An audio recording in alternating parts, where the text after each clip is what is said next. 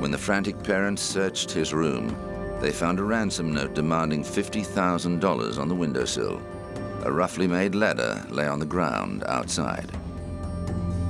Retired school teacher John Condon offered his services as a go-between and was able to strike up communication with the kidnappers through classified advertisements in the Bronx Home News.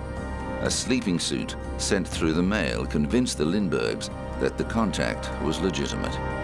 On April the 2nd, after receiving an anonymous phone call, Condon delivered a ransom of $50,000 in new bills and $20,000 in soon-to-expire gold currency to a man who handed him a note claiming the boy was being held on a boat at Martha's Vineyard. But when Lindbergh went to the marina, there was no sign of his child. In desperation, he flew a low pass over the boats in the hope of flushing the kidnappers out, but there was no sign, and he realized they'd been duped. A month later, baby Charles' decomposed body was found near the Lindbergh home, escalating the matter to a murder investigation. The New York City Police, Federal Bureau of Investigation, and the state police combined forces to track down the perpetrators. On September the 15th, 1934, they had a breakthrough. A suspicious gas station attendant noted down the license number of the car driven by a man who'd paid with one of the ransom gold certificates. German-born carpenter Richard Hauptmann was soon arrested, and authorities found the remaining ransom money hidden in his garage. Hauptmann protested his innocence, arguing that the money and gold certificates had been left by his friend Isidor Fisk, who had since died. But both Lindbergh and Condon testified that Hauptmann's voice was the one they'd heard when the ransom was delivered. And the discovery of a notebook with construction plans for a similar ladder to the one found at the scene of the crime, and forensic evidence that the wood for the ladder came from Hauptmann's house, helped seal his fate. At the trial, experts testified that Hauptmann's handwriting matched the ransom letters. Hauptmann was found guilty for both kidnapping and murder, and was electrocuted on April the 2nd, 1936. The Lindberghs left for an extended stay in England after receiving death threats against their second son and unwanted attention from the paparazzi. And the case led to the Lindbergh Law, which made the crime of kidnapping a federal offense.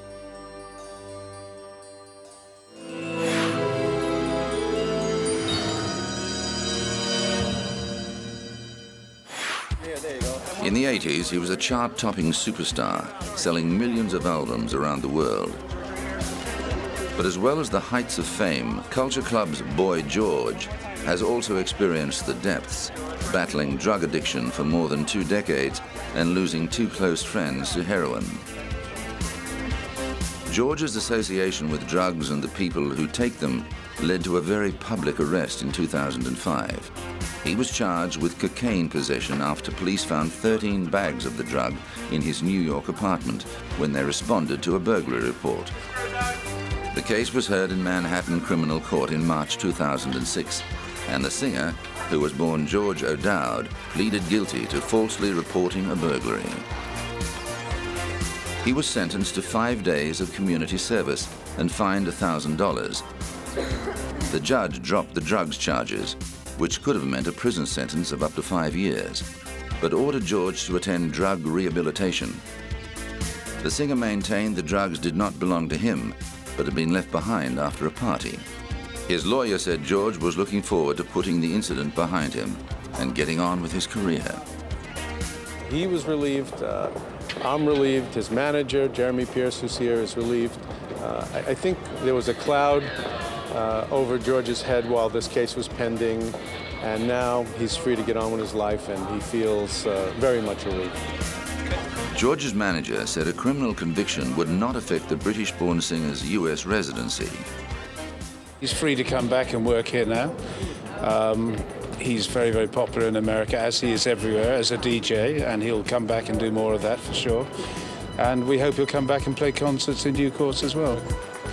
But only a couple of months later, George was back in court, being threatened with jail for not carrying out his community service sentence. Criminal court judge Anthony Ferrara gave George 2 months to complete the 5 days of community service. Defense lawyer Louis Freeman had argued in court that the singer was hoping to avoid the humiliation of dragging a rake around a city park and wanted to work with an AIDS charity. But the judge appeared angry and insisted that George would be treated the same as any other offender. He told him it was up to the singer to make his community service an exercise in humiliation or an exercise in humility, adding that if Boy George did not complete his community service, he would be jailed. George duly appeared on the streets of New York and completed the sentence, his actions recorded by a big posse of media. In 1995, George recounted his drug-induced fall from grace and how he had finally kicked his heroin habit in the autobiography Take It Like a Man. Later, he made a new career as a disc jockey and record producer. The second volume of George's memoirs, Straight, spent 6 weeks on the bestsellers list in 2007. He continues to tour and perform as a solo artist around the world.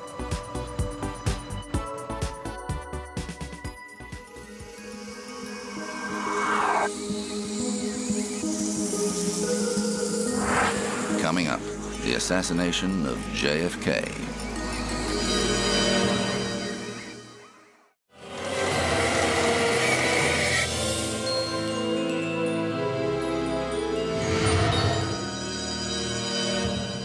When an assassin's bullets ended the life of popular young President John F. Kennedy, the world was saddened and bewildered by the incomprehensible crime. In November 1963, Kennedy was in the prime of his life. Public admiration of the charismatic young family reached such proportions that the White House became known as Camelot, after the popular musical about the life of the mythical King Arthur and the Knights of the Round Table. His presidency had seen controversy, with a botched invasion of Cuba, the world on the brink of nuclear war during a missile crisis, and an escalating military commitment in Vietnam. But Kennedy was also using his considerable popularity to forge ahead on civil rights and push for a nuclear test ban treaty. Kennedy was a doting father to his children Caroline and John, but 1963 brought heartache for him and his wife Jacqueline, with the death of their newborn son Patrick in August. Behind the facade of the happy family, the Kennedys were grieving deeply for the loss of their little boy. On the 22nd of November, the President and First Lady traveled to Dallas, Texas, to gather support for Kennedy's re-election in a state that had only backed his initial bid by a small margin. In a 1961 Lincoln Continental, the couple was part of a motorcade that drove through Dealey Plaza on its way to the Dallas Trade Mart. Despite a recent security scare involving America's ambassador to the United Nations, the Secret Service told Dallas police not to assign their usual armed posse of homicide police to the rear of the motorcade. At about 12:30 p.m., shots were fired from a nearby book depository, hitting Kennedy in the upper back and head, fatally wounding him and injuring the governor of Texas. Less than half an hour later, the president was declared dead. A doctor in the emergency room at Parkland Hospital later told an official commission that the president was so severely wounded there was never any hope of saving him. A priest administered the last rites, but the president was already dead.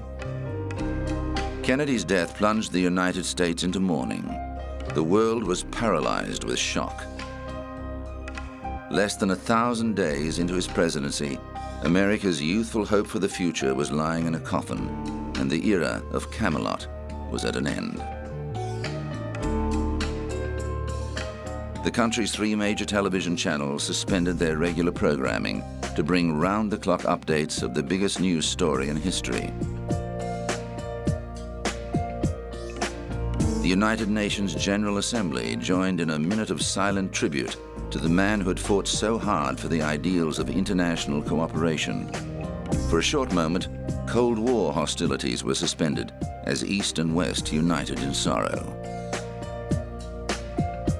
Jackie Kennedy accompanied her husband's body on the flight home, still clothed in the same blood-stained raspberry-colored dress she had been wearing when her husband was murdered next to her. She bravely stood beside Vice President Lyndon B. Johnson as he was sworn in as the 36th President of the United States in an unorthodox ceremony on Air Force One. The aircraft touched down at Andrews Air Force Base, and the President's body was rushed to Bethesda Naval Hospital for an autopsy. Doctors concluded that Kennedy had been struck by 2 bullets and that the second bullet, which had hit his head, had been fatal. However, this testimony was not enough to prevent controversy. Possible inconsistencies in the angles of the bullets that penetrated Kennedy and the governor, and the evidence that there might have been more than 3 gunshots, have led to many conspiracy theories about the assassination. The president's flag-draped coffin was taken to the White House and placed in the East Room in private repose, then moved to the Capitol the following day to lie in state until the funeral. On the 25th of November, Kennedy's state funeral procession traveled through the streets of the nation's capital, watched live on television by millions of people. The day was also Kennedy's son's 3rd birthday, and little John cut a heartbreaking figure when he saluted his father's coffin as he stood with his mother and older sister Caroline. Thrust into the spotlight, new President Lyndon B. Johnson faced the difficult task of reassuring a traumatized people that political life would go on. He spoke at a press conference at Andrews Air Force Base, moments after arriving with the president's body. This is a sad time for all people. We have suffered a loss that cannot be weighed.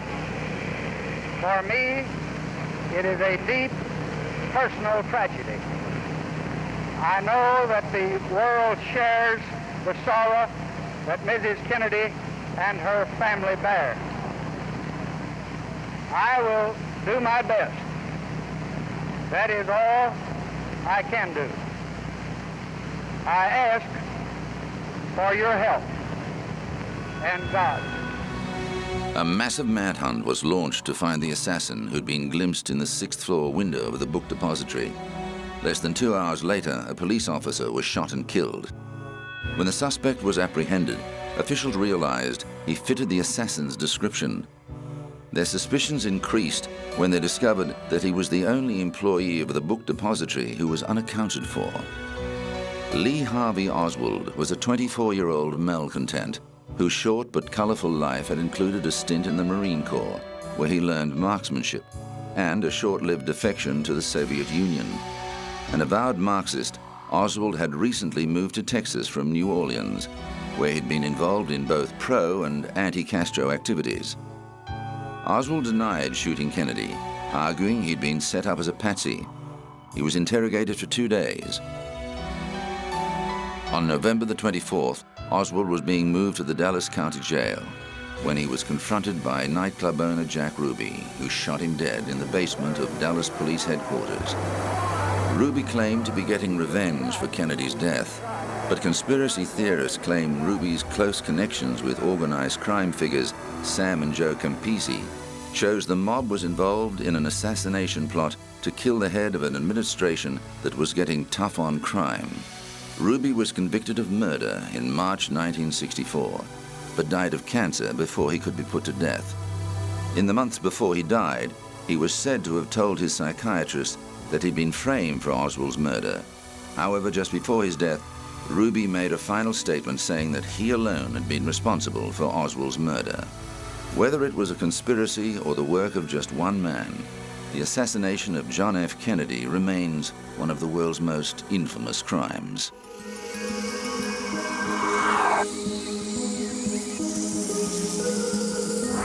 Coming up, did Lizzie Borden murder her parents?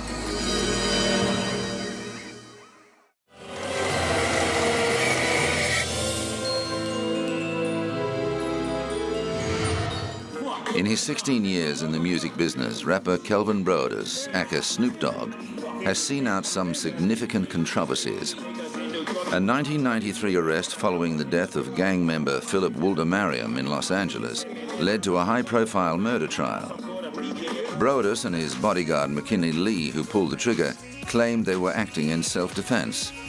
The jury agreed and acquitted both men, but the case ignited a raging debate over whether the incendiary and provocative lyrics of gangster rap contributed to violence or was just a reflection of the world inhabited by its creators. In 2005, Brodus hit the headlines again, this time accused of raping 36-year-old makeup assistant Kylie Bell. But just before the case was made public, the rapper went on the offensive, suing her for extortion. Both lawsuits were eventually dropped. But the law wasn't finished with the troubled rapper, who was back in court in 2007, pleading no contest to felony gun and drug charges. His attorney argued Brodus needed the marijuana for health reasons. Snoop does have a valid medical marijuana certificate and in no way intends to violate the parameters of the health and safety code in this regard. The 35-year-old agreed to 5 years probation and 800 hours of community service under terms of the ruling. The court also banned Brodus from having any gang members in his entourage and ordered him to provide a DNA sample. With a no-contest plea, Brodus avoided a conviction and what could have been up to 4 years in prison. And he was given a strong incentive to stay on the straight and narrow. He knows that he will go to state prison, no ifs, ands, or buts, if he violates probation.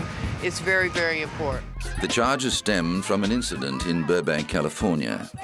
Brodus was arrested on suspicion of transporting marijuana, and police then found a gun at his home. Brodus already had a 1993 conviction for gun possession. Following this, the musician said he wanted to be known for more than his indiscretions. Just the negative press, they always paint me out to be a bad boy, you know. You never hear about the good things that I do, you know what I'm saying? You always hear about the run-ins that I have with the law as opposed to the things that I do in the positive light. But Brodus' run-ins with the law have already affected his travel plans, with both Britain and Australia refusing him a visa because of his record. However, the rapper says those problems are now behind him, and he wants to focus on performing. I'm the real American gangster, and I would like to do a movie based on that in London, because London has a real fetish for that gangster-style music and movies, and Beckham is a fan of it, so hopefully we'll come together and create a movie or something. Whether or not the two team up professionally remains to be seen, but one thing Brodus is sure about is that he has some big things ahead. His new family-based reality show, Snoop Dogg's Fatherhood, aims to show there's a more sensitive side to the gangster rapper. The man who put the shizzle-dizzle into music is hoping his legal problems are a thing of the past. That is not deal with my family. That's personal issues that me and the law have ran into each other with, and that's all behind me now. I'm on probation now as we speak, so you know I put all that behind me. It was just a little mishap that I had, a misunderstanding, so we got understanding, and now we're moving forward, and now the positive things that I do in life will be broadcast as opposed to the so-called negative things. There's life in the old Snoop Dogg yet.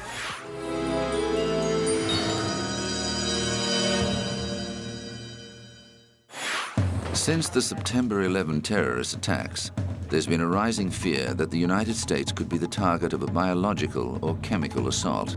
On October the 5th, 2001, American media photo editor Robert Stevens died after inhaling anthrax spores from a deliberately infected letter.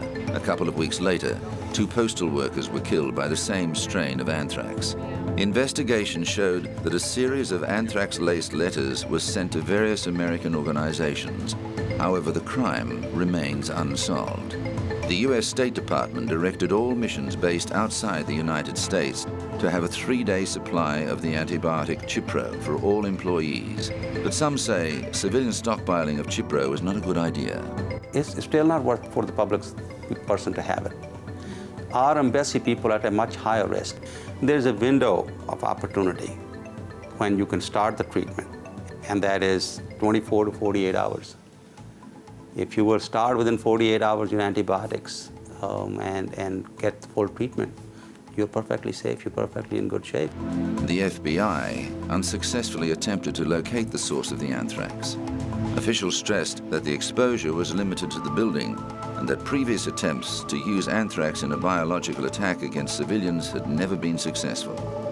The U.S. government keeps a stockpile of medicine, including Cipro, on hand in case of a biological attack.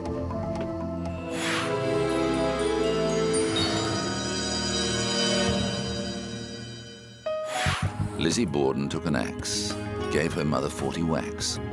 When she saw what she had done, she gave her father 41. For more than a century, the story behind this schoolyard ditty has intrigued America. Did Lizzie Borden really murder her father and stepmother in cold blood? Or did somebody else commit the gruesome murder? August the 4th, 1892 started like any day in the quiet New England town of Fall River. But late that morning, Irish maid Bridget Sullivan was startled to hear the 32-year-old daughter of the house call out to her that someone had murdered her father. Lizzie said she found Andrew Borden slumped on the sitting room sofa. When the doctor arrived, he discovered that the head wounds were so severe, one of Andrew's eyes was severed. The body of Lizzie's stepmother, Abby, was found upstairs in the guest room. She'd also been bludgeoned to death in a frenzied attack. It didn't take long for police to finger Lizzie as a suspect. She'd had opportunity, and with evidence coming out that her father planned to change his will to make his second wife the main beneficiary, she had motive. The problem was there didn't appear to be any blood on her clothing. Police found a hatchet in the cellar, which they assumed to be the murder weapon, but it was too clean. A few days later, one of Lizzie's friends saw her burning a dress in the kitchen stove. Lizzie said she'd wrecked it by brushing against some wet paint, but testimony about the dress was enough to prompt a judge to commit Lizzie to trial for murder. When the case was heard later that year, the prosecution attempted to tie together circumstantial evidence to connect Lizzie to the crime, but with no conclusive proof, the jury took just an hour to acquit her of all charges. Lizzie inherited her father's fortune, but spent the rest of her life a social outcast. She died in 1927, taking the truth to her grave.